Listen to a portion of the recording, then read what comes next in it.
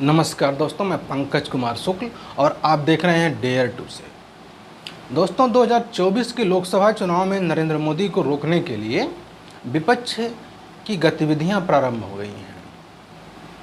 एक तरफ तो भारतीय जनता पार्टी है जिसके पास एक लोकप्रिय चेहरा नरेंद्र मोदी है, जिसमें वोट बटोरने की काबिलियत है। नरेंद्र मोदी ने अपनी काबिलियत को बार बार साबित किया है।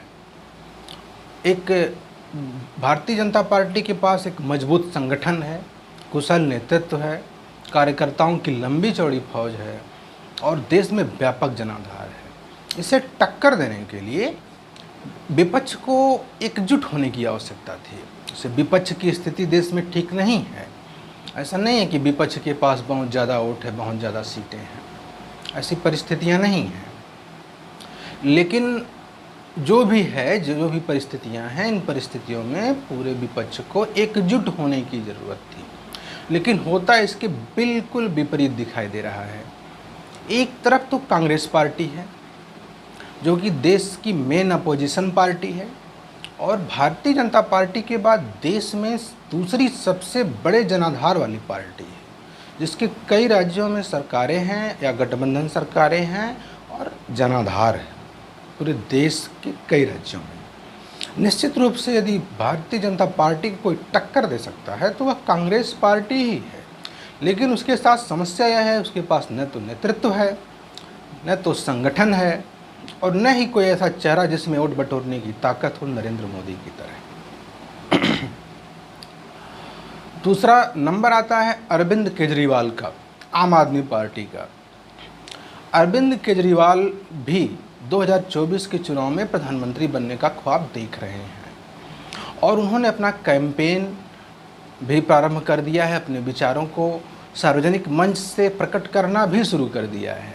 लेकिन उनके पार्टी के जनाधार की जो स्थिति है, वैसे तो पंजाब और दिल्ली में उनकी 2 राज्यों में सरकार चल रही है, लेकिन जब आप इन 2 राज्यों से बाहर जाएंगे तो अन्य किसी भी राज्य में उनका जनाधार आपको नहीं मिलेगा।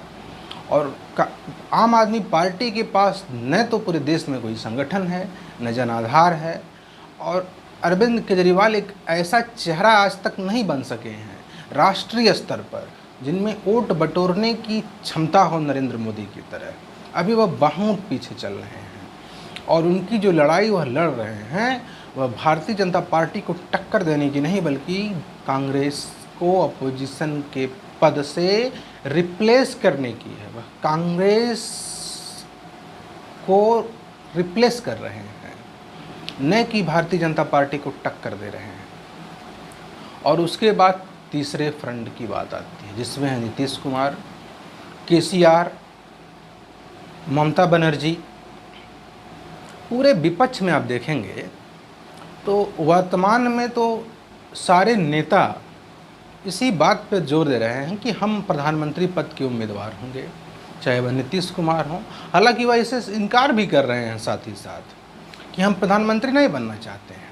लेकिन उनकी जो इंटेंशन है, उनकी जो गतिविधियां हैं, उनके द्वारा जो क्रियाकलाप किए जा रहे हैं, उससे परिलक्षित होता है कि वह प्रधानमंत्री बनने की इच्छा रखते हैं, चाहे वह नीतीश कुमार हों, चाहे केसीआर हों, चाहे शरद पवार हों, चाहे ममता बनर्जी हों। और अरविंद केजरीवाल और राहुल गांधी तो उम्मीदवार पहले से ही हैं। तो विपक्ष को जहां एकजुट होने की आवश्यकता थी, वहां विपक्ष लोगों के सामने कई चेहरे रख रहा है। पहले तो विपक्ष 3 खेमों में बटा हुआ है, एक कांग्रेस पार्टी, दूसरा आम आदमी पार्टी और तीसरा थर्ड फ्रंट, जिसमें नीतीश कुमार, केसीआर, ममता बनर्जी आदि हैं। और तीनों खेमों के पास प्रधानमंत्री पद के लिए कई सारे उम्मीदवार हैं। और जो भारतीय जनता पार्टी के खिलाफ जो वोट है, उसमें ये लोग सिर्फ कन्फ्यूजन क्रिएट कर रहे हैं। विपक्ष को बीजेपी के खिलाफ सफलता तभी मिलेगी, विपक्ष 2024 के लोकसभा चुनाव में बीजेपी को टक्कर तभी दे पाएगा जब वह एक चेहरा लोगों के सामने रख सके कि फला व्यक्ति प्रधानमंत्री पद का उम्मीदवार है और वह चेहरा सर्वमान्य होना चाहिए। लेकिन ऐसा होता दूर दूर तक नहीं दिख रहा है। सारे नेताओं की पार्टियां यही कह रही हैं कि हमारा नेता सबसे योग्य है और इसे प्रधानमंत्री बना दिया जाए, और बाकी सारे लोग सभी लोगों से समर्थन मांग रहे हैं। बड़ी विचित्र स्थिति है कि एक तरफ भारतीय जनता पार्टी जैसी मजबूत पार्टी है और दूसरी तरफ बंटा हुआ विपक्ष है। एक तरफ नरेंद्र मोदी का चेहरा है, मजबूत चेहरा है, लोकप्रिय चेहरा है, और दूसरी तरफ कई सारे चेहरे हैं जिनके पास राष्ट्रीय स्तर पर वोट खींचने की क्षमता नहीं। इन परिस्थितियों में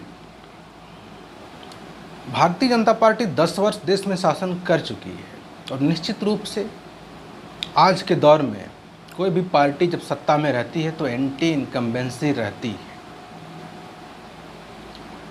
लेकिन बीजेपी के सामने, नरेंद्र मोदी के सामने कोई विकल्प आज तक विपक्ष प्रस्तुत नहीं कर पाया है। यदि वह कुछ प्रस्तुत कर पाया है तो वह है कन्फ्यूजन, कि विपक्षी मतदाता भी कन्फ्यूज्ड हो जाएं और वह यह मान बैठें कि जीतेगा तो मोदी ही, जीतेगी तो बीजेपी ही। और वह इस स्थिति में, इस मनह स्थिति में या तो बीजेपी के पक्ष में वोट कर देंगे या उनका वोट बंट जाएगा और उन वोटों के बंटाधार से, वोटों के बंटवारे से बीजेपी जीत जाएगी। इसलिए 2024 की लोकसभा चुनाव में विपक्ष, अगर भारतीय जनता पार्टी हारती है, पहली बात तो दूर दूर तक इसकी कोई संभावना नहीं दिख रही है, क्योंकि कोई विकल्प नहीं है लोगों के सामने।